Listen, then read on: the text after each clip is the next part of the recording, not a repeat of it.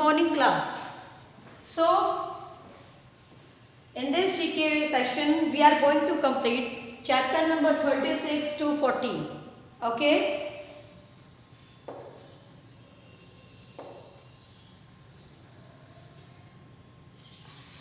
World famous sports person. So we are going to talk about some sports person that who were famous for their work and for their achievements, and they have worked very hard to get that personality, get that prosperity and fame and popularity among the people. So let's see who are they. He was the greatest footballer of 20th century. He scored 1,281 goals in 1363 games. Okay, he was the winner of 3 World Cups for Brazil. Since retirement, he has become a global ambassador for sport. Who was that person? His name was Pele. His name was Pele. What he was playing? He was playing football. He was playing football. Next, he was a boxing Olympic champion and world heavyweight champion. He dominated the sport with his athletic powers and prowess, and formidable personality. He became an iconic figure who inspired millions with his deeply held convictions, courage, wit and efforts to reunite people.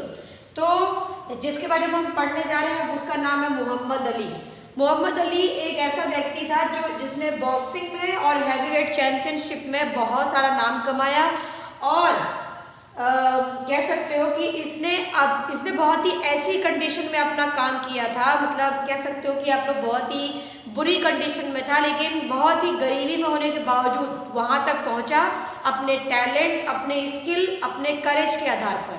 ठीक है, उस जमाने में लोग इतना आगे तक नहीं पहुँच पाते, तो मोहम्मद अली जो था वो हमारे लिए एक बहुत बड़ा इंस्पिरेशन है। ठीक है, next, he is an athlete and 9-time Olympic gold medalist. He has won gold in 3 Olympics and was the greatest star of track and field in 1980s. Track and field मतलब उन्होंने 3 बार Olympics जीता था, और वो track and field में काम करते थे और एथलीट थे। ठीक है, तो उनका नाम क्या था? कार्ल लुईस, और 9 बार ओलंपिक गोल्ड मेडलिस्ट रह चुके थे। ओलंपिक में गोल्ड पाना इतना आसान नहीं होता, ये आप लोग जानते हो।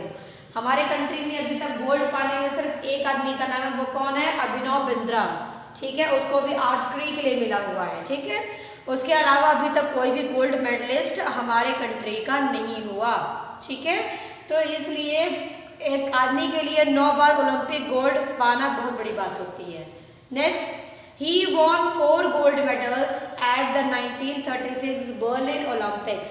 1936 में बर्लिन ओलंपिक्स में इसने 4 गोल्ड मेडल प्राप्त करे थे, which broke Hitler's pride.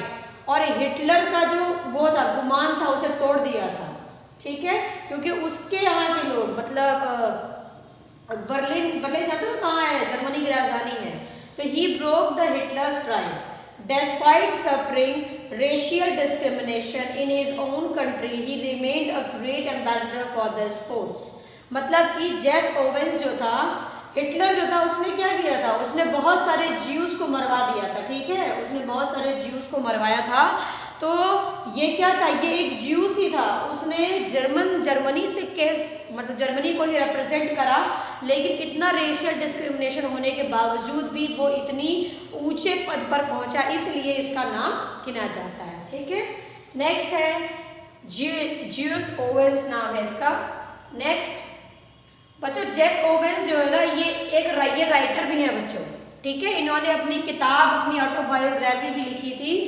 हम लोग जब क्लास 10 में पढ़ते थे तो इनकी एक कहानी है ओलंपिक्स की एक कहानी है।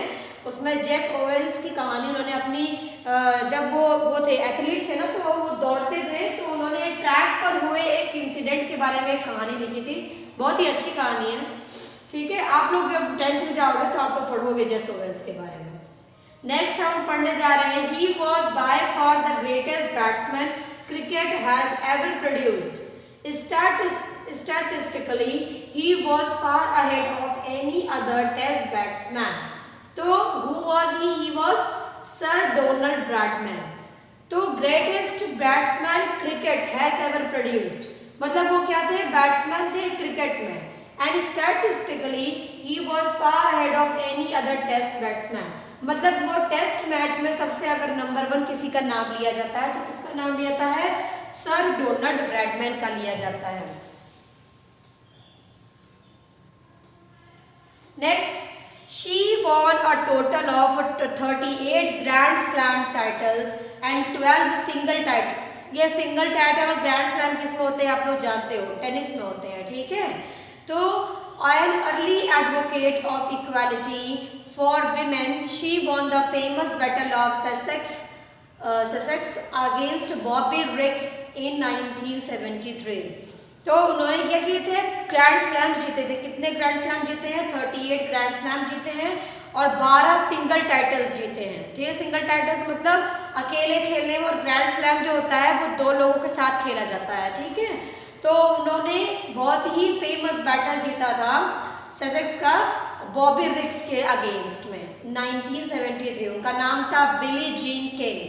उनका नाम था Billie Jean King. Next, he smashed the world record for 100 meter and 200 meter. He won triple Olympic gold medal at both the 2008 and 2012 Olympics. So 2008 के ओलंपिक्स में उन्होंने 100 मीटर 9 सेकेंड में 100 मीटर का रिकॉर्ड बनाया था, और 200 मीटर का I think कुछ समथिंग था, मुझे याद नहीं आता है, कुछ 12 सेकेंड या कुछ ऐसा था कि 12 सेकेंड या 13 सेकेंड में इन्होंने 200 मीटर पार किया था. उसका ओलंपिक गोल्ड मेडल इन्हें 2 बार मिला है, 2008 में और 2012 में. इसका नाम है Usain bolt. Next,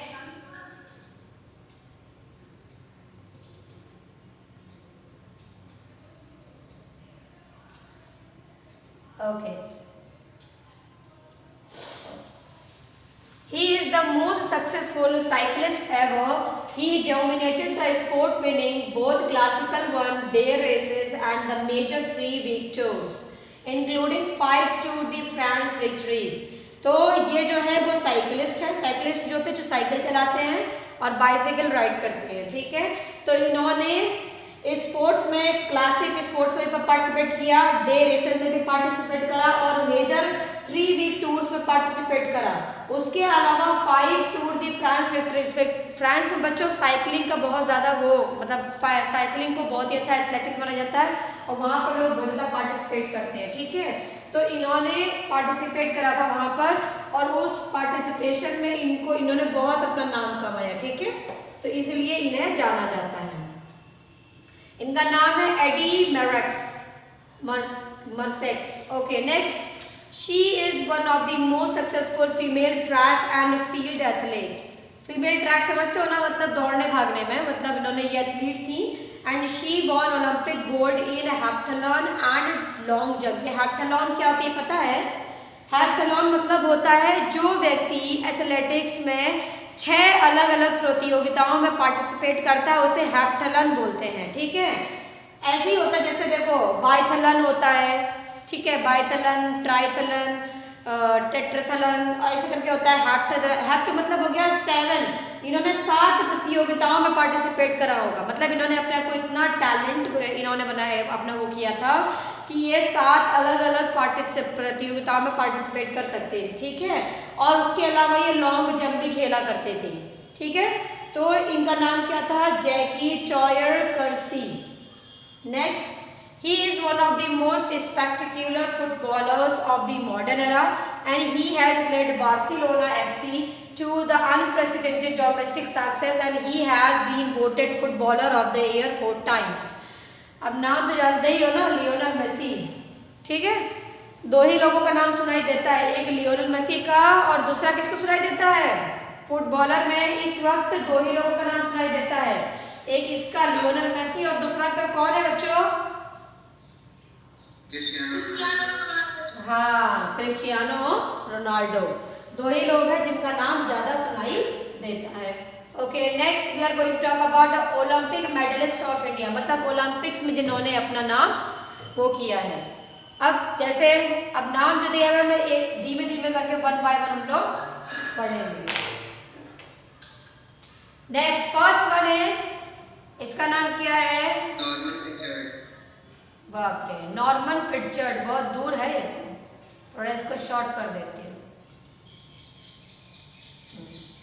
next, who is the next? KD Yadav.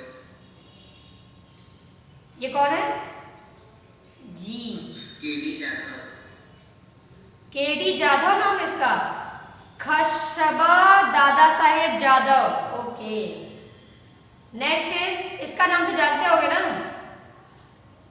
Leander pace. हाँ, लिएंडर पेस। नेक्स्ट कौन है? कर्णम मल्लेश्वरी। कर्णम मल्लेश्वरी। कर्णम मल्लेश्वरी का पूरा नाम तो नहीं दिया होगा आई थिंक, बस हाँ आधा ही दिया है, चलो ठीक है। Next, who is this? Rajyavardhan Singh Rathore. Rajyavardhan Singh Rathore. Okay, next, इसको तो जानते ही हो, अभिनव बिंद्रा। इसको जानते हो? विजेंद्र सिंह। विजेंद्र सिंह नाम है इसका। इसका क्या नाम है, इसको बताओ? सुशील। सुशील क्या? आधा सुशील क्यों बता रहे हो? पूरा नाम बताओ। सुशील कुमार। सुशील कुमार। इसका बताओ, इसका नाम बताओ।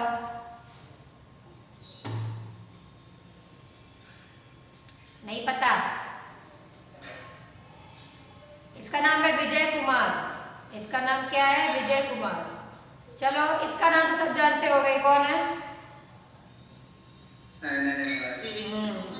गुड। इसका क्या नाम है? इसको तो अच्छे से जानते हैं, इसको तो मूवी भी बन चुकी है। Very good. ओके, अब इसका नाम बताओ।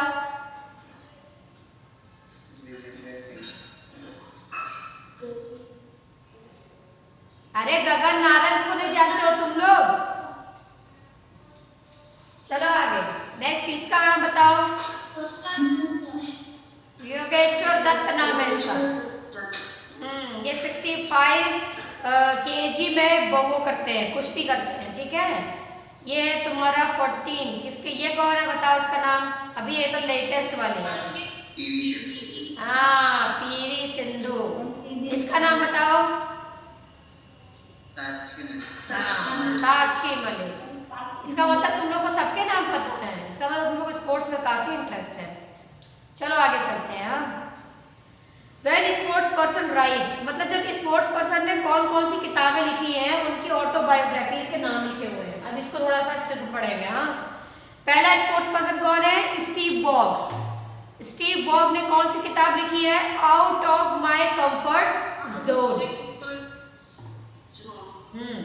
इसके बाद नेक्स्ट है आपकी साइना नेहवाल। साइना नेहवाल ने लिखी है प्लेइंग टू विन। अभी 2 साल पहले ये किताब रिलीज हुई थी बच्चों, प्लेइंग टू विन। नेक्स्ट है आपका शेन वॉर्न। शेन वॉर्न क्या खेलता है, पहले तुम लोग ये बताओ मुझे।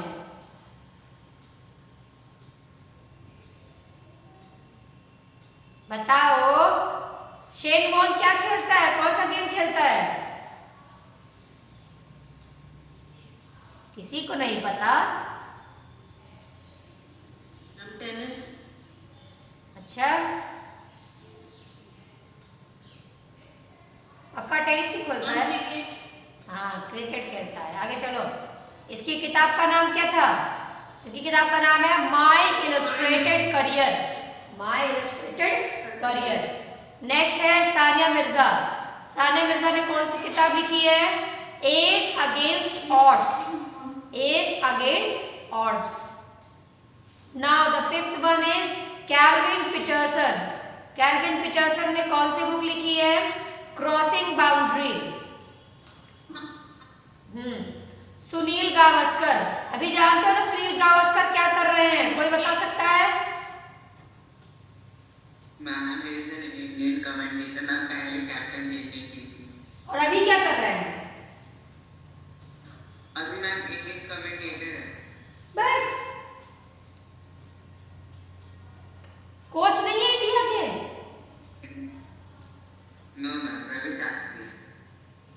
अच्छा, लगता है हट गया, लगता है पहले थे क्या शायद, तो कोच एक बार बनाया तो गया था पर यार हो सकता है।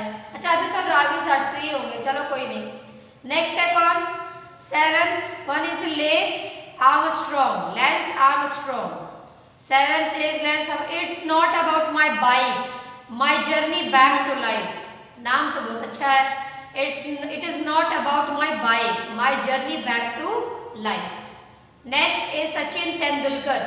सचिन तेंदुलकर ने भी किताब लिखी है, उसका नाम है प्लेइंग इट माई वे। अभी ये पिछले साल रिलीज हुई थी बच्चों, ये जून के महीने में रिलीज हुई थी, माई ऑटोबायोग्राफी के नाम से, और इसकी बहुत 10,000 कॉपीज बिक गई पहले ही दिन में। नेक्स्ट है आपका मिल्खा सिंह। मिल्खा सिंह जानते हो ना, he was a racer athlete थे। इन्होंने क्या लिखी है, the race of my life, उसी पर बेस्ड इनकी एक मूवी भी बनी है मिल्खा सिंह नाम की। मिल्खा सिंह बनी है ना मूवी का नाम, कि कुछ और है?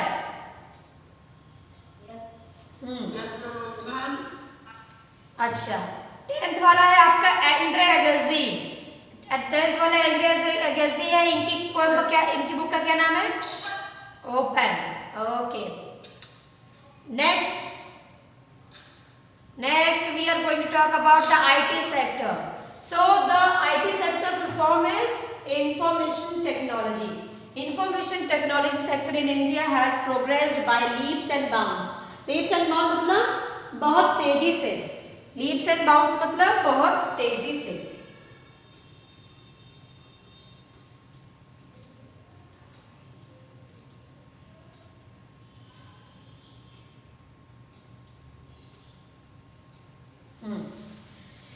It's in process by leap and bounds in the past few decades. मतलब कुछ दशकों से बहुत ही तेजी से हमारे कंट्री में आईटी सेक्टर ने बहुत प्रोग्रेस करी है। It has opened up new avenues to students and graduates to look forward to in their career choices in the areas such as internet marketing, integration, testing, application development and management services and solutions. So बहुत सारे लोगों ने अपना career क्या किया है, explore करा है, किसमें, आईटी सेक्टर को ही अपना करियर बनाया है। पहले आईटी को उतना ज़्यादा वो नहीं करता था, हर आदमी अफोर्ड नहीं कर पाता, लेकिन अब तो हर आदमी के पास मोबाइल से ही वो कई चीज़ों को हैक कर लेता है। तो इसका मतलब आईटी सेक्टर ने बहुत क्या कर ली है, प्रोग्रेस कर ली है। छोटे से छोटा बच्चा भी कंप्यूटर चलाना जानता है, यही इसी को प्रोग्रेस बोला जाता है बच्चों। नेक्स्ट सबसे पहले उनमें से नाम है टाटा कंसल्टेंसी सर्विसेज। आप लोगों ने इसका नाम बहुत ज़्यादा सुना होगा।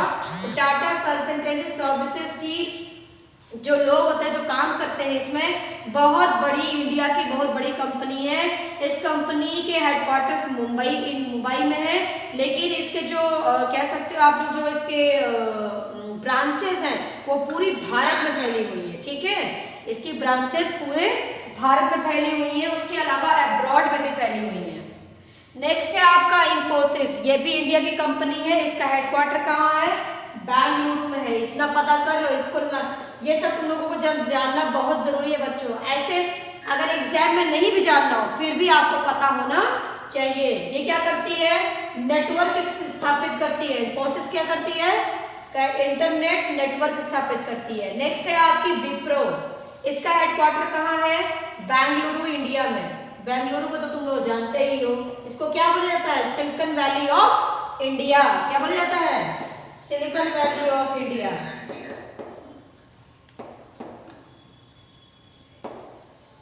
इसको सिलिकॉन वैली ऑफ इंडिया क्यों कहा जाता है, मैं भी बता देती हूँ।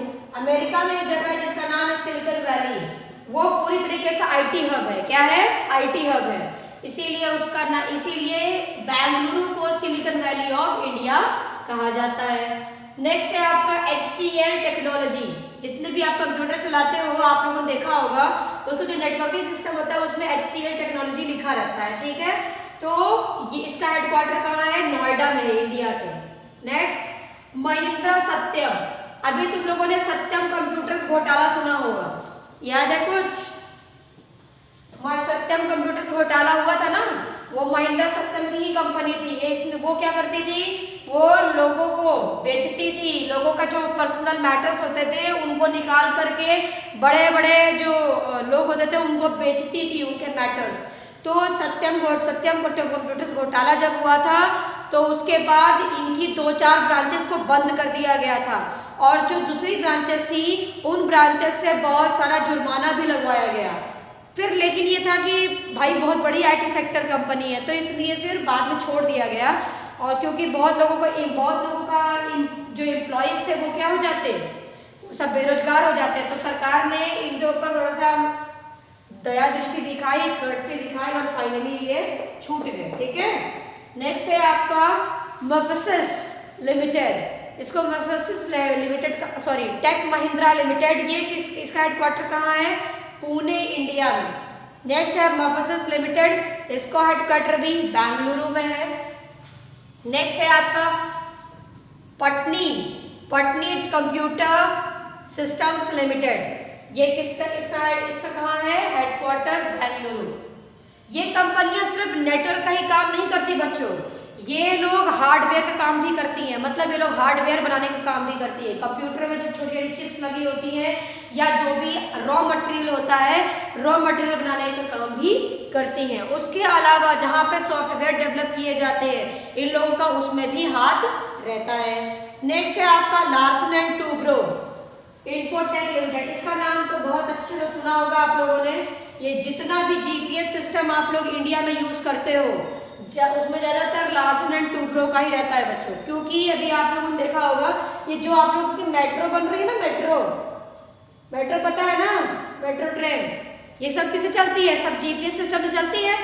तो मेट्रो ट्रेन जितनी भी है ये ज़्यादातर अभी जो लखनऊ में बन रही है मेट्रो और जो इलाहाबाद में बनने वाली है, उन दोनों का ही प्रोजेक्ट किसके पास है, लार्सन एंड टूब्रो के पास है। लार्सन एंड टूब्रो का हेडक्वार्टर भले मुंबई में हो, लेकिन अभी कुछ दिन पहले चाइना में एक बहुत बड़ा वो बनाया गया था, कह सकते हो बहुत बड़ा पुल बनाया गया था, उसको बनाने में भी लार्सन एंड टूब्रो का ही हाथ है।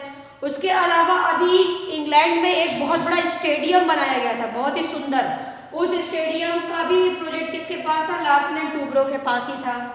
Next CSC India private limited, headquarters that is in Chennai.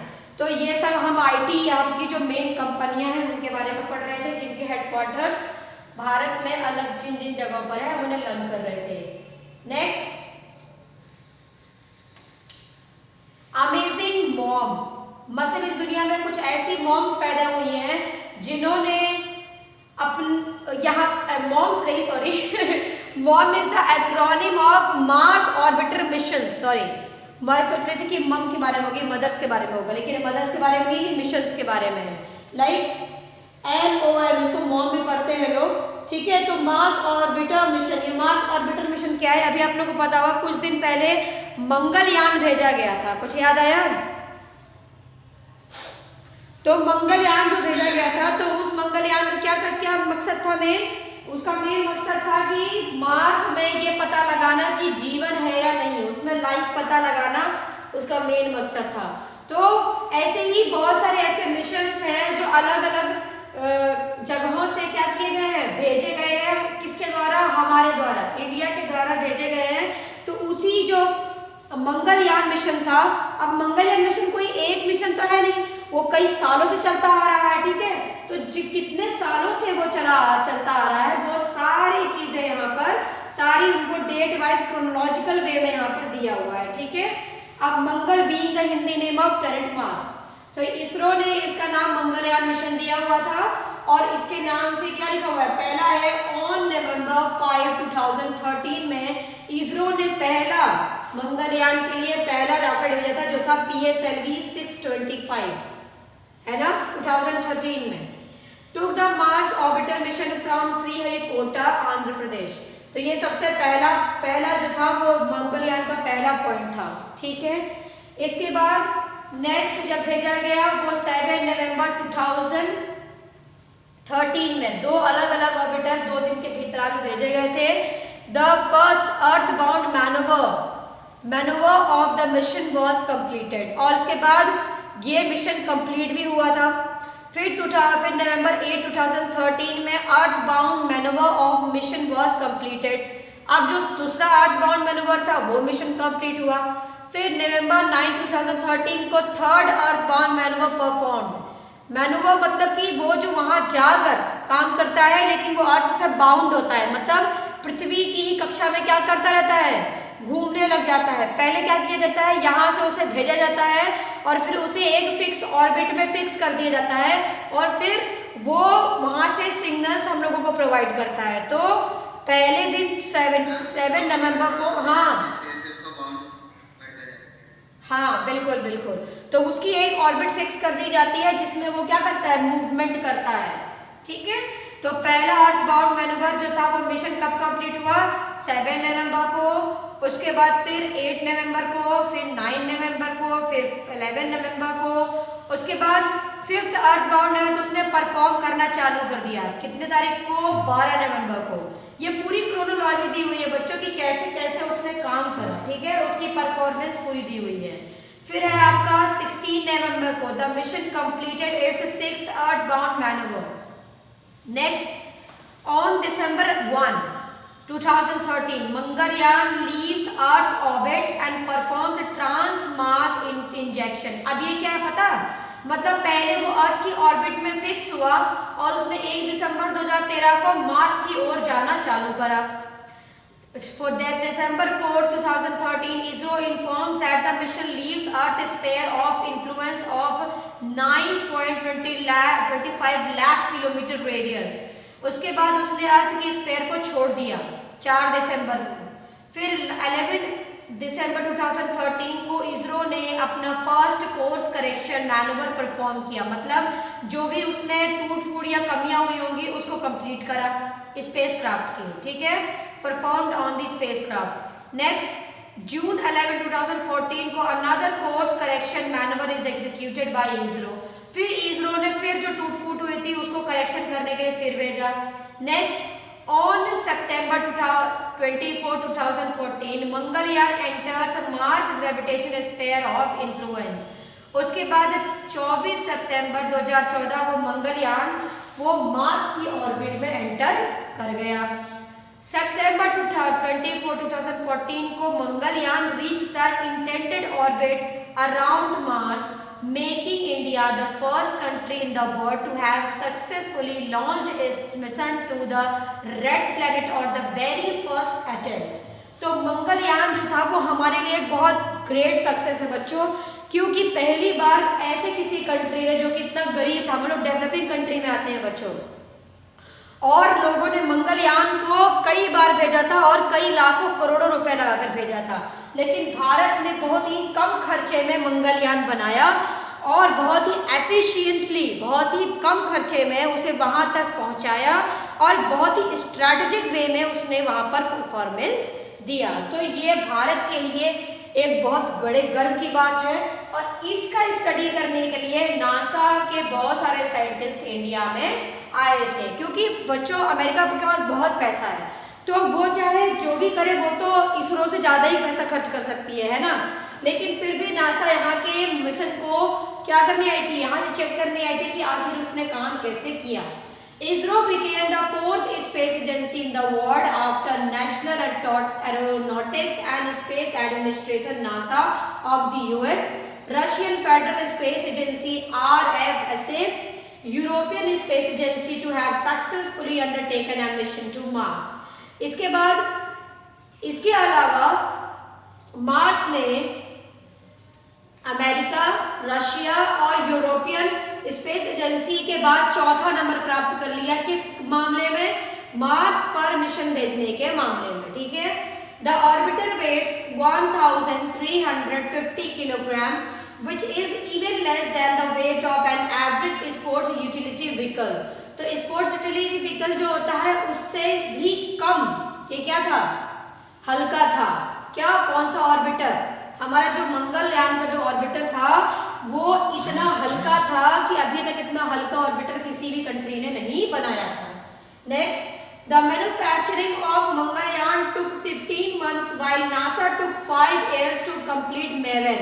मैवन उन्होंने बनाया था अपना, ठीक है, उनका नाम था मैवन, और मंगलयान को 15 महीने लगे बनाने में केवल, और ये बहुत बड़ी सक्सेस थी हमारे इंडिया के लिए। Next, considering that Mars is about 670 million kilometers from the Earth, the cost cost of ride works out to about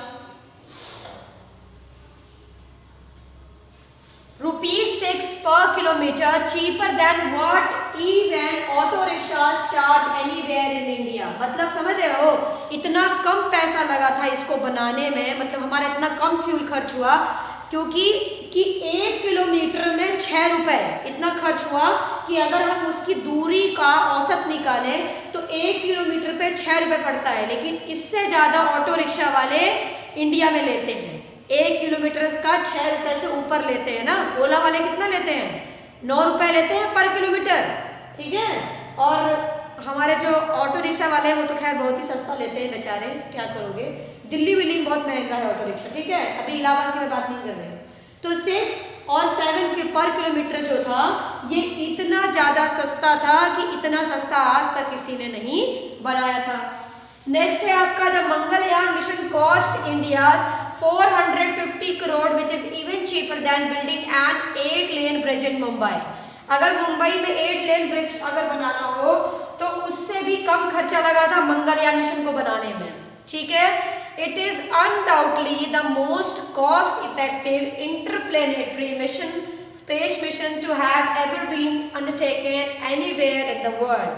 तो undoubtedly ये तो सबसे most cost effective समझते हो, मतलब कि इतना कम कॉस्ट इसमें लगाया था, इतना कम कॉस्ट लगाया था कि लोग हैरान खा गए कि भारत की पूरी दुनिया में इतना सस्ता मंगलयान कैसे बन गया।